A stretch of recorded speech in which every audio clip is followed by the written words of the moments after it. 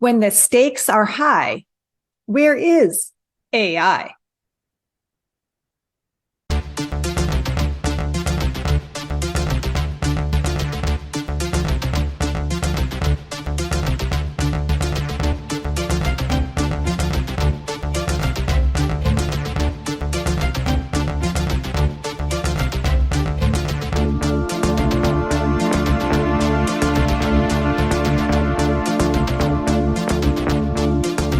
Hi, I am Sandra Weezer Matthews. And I'm Casey Wacker, and we are educators who care a lot about AI in the classroom. I happen to be in a high school classroom, and I also teach concurrent courses.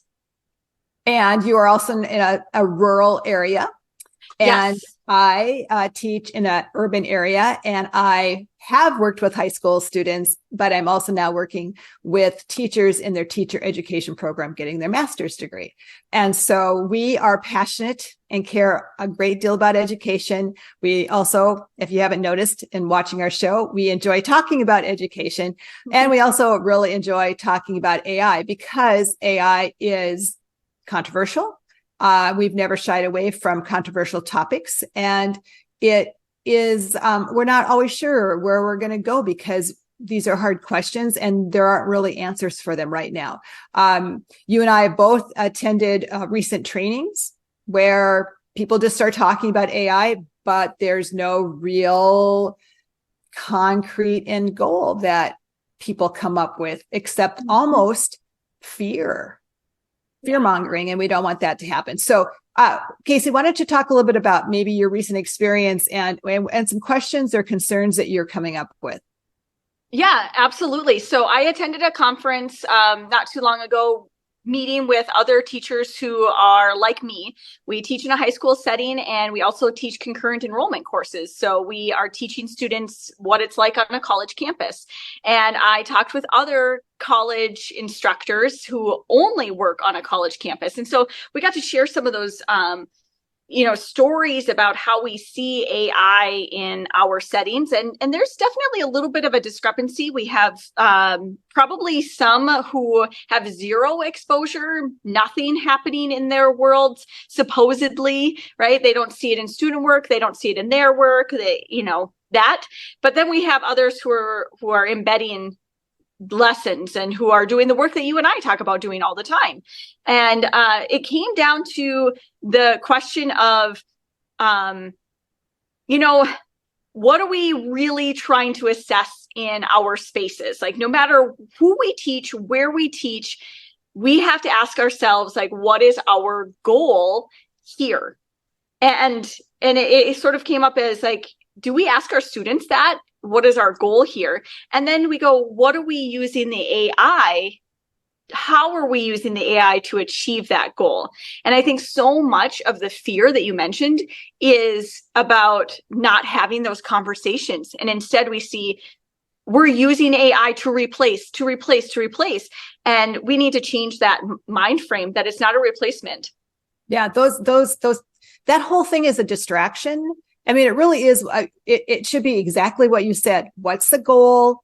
What do we want as the end process, product, journey, what we want our learners need, but not this like jump in and, AI is going to do this and AI will do, no. What do we want?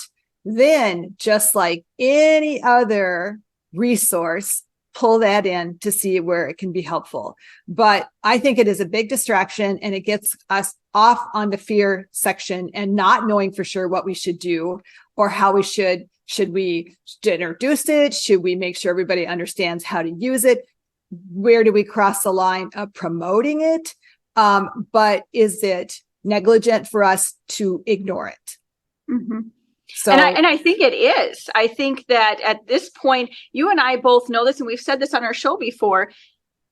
It's our duty and our responsibility as educators to be thinking about the trends of the next place for our students, wherever that might be. If that's a career or if it's education, they need to understand that AI is a tool that's available for them. And some people question that, whether or not it's a tool or if it is truly trying to replace the thinking brain.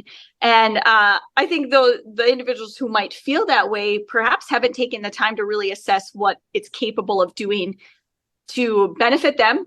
Coming back to our initial concepts here, that AI is an assistant for us, right? To fill in with those tasks that really are time consuming, that don't need to be, that are taking us away from our time with our students and building relationships. And so I think what we end up talking about here more is, how the practical uses and whatever. But I also think that we should talk a little bit more about, what about when it does feel like situations are very, not necessarily personal. We kind of talked about that a little bit last week, but it's like, they're high stakes, right? There's a lot of weight. There's a lot of weight on this end result and this product. And so now we go, okay, I have a lot of weight here. I need to make sure that I am visible and that I'm the human in the loop in this process. But the product is really important because it's going to show somebody or a group of people something about my skill set that I need to be able to do, prove, and act upon when I don't have AI with me, right? Or something to that effect. No, that's right. And that's kind of like that whole thing. I know I just recently read where employers are going to look for apprenticeships because they need proof that the people that they're hiring actually can do the work that is on their resume. And I kind of think, like, where's that been? We should have had apprenticeships. I mean, we do, but not enough places. We should have that so people can prove it as well. And also being able to really defend your work when it's done. So in a high stakes situation, and maybe AI is not there for you, but you have used it along the way as an assistant and time saver and so forth. But you, the human, has to be able to defend your knowledge, your actions, and that's that high stakes. Are we able to do that? And it may not be just in a really high stakes situation, but even for the learner doing math or artwork or some work in the classroom, that's still high stakes for them. Mm-hmm. No, that's absolutely true. Like, I think the person needs to determine the high stakes, right? It's not us deciding like what is high stakes, what's more important. But if we can agree that each person can decide that for themselves, we still have to come down to the question of, when is it okay to accept the help that's being offered through AI, and when is it okay to say, I don't want that help right now. I want to sit here and take longer. Totally fine, because that's what my process requires of me right now, is to really think about that. And in fact, I did this with my students today. I had them take their outline, and I had them take their for their essay that they're currently writing, and take the parameters, the assignment expectations. And I said, ask ChatGPT how you're doing on it. I said, you need to design the prompt that will give you the result that you need, which is right now you're looking for feedback. You're waiting for me. You're going to turn it in tomorrow to me to get some feedback. In the meantime, how can this AI system work for you to give you maybe 3 things, like realistically in the next 24 hours? What could you do?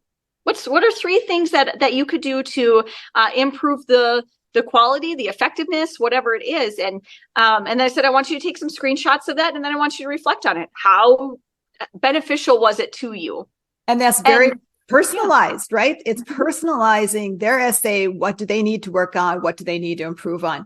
And it kind of goes back into and you just mentioned it, but are we defining what their integrity level is? Or they're like, okay, so here's all this, but I don't really care. But I think it almost goes back when you said earlier about like asking yourself these questions. I think, and the question is like, it goes all the way to the human saying, where is my line as a teenager? Where is my line as adult? What do I believe in? What are my values? Is this showing integrity? Is that honesty? Because if we don't have, it's almost like those, I'm not going to define that for anybody, but if we don't have those conversations, how do they know where my line is in using this, tool? Like, you may get some really great ideas when you ask the prompt in your assignment, but they can still like, I'm going to go the easy route, or I'm like, what is their own level of integrity? And what does that mean to them? Right. Yeah. And I think those are the conversations that fuel the effectiveness of AI, right? Like, if you want it to be good, and some students said today, I had just asked for a general response at the end of the hour, and they're going to submit their reflections, but I said, how'd it go? What did you think? And a couple of them were like, that was awful. Didn't tell me anything. It's not any good, and their honesty is what I value the most. I love it.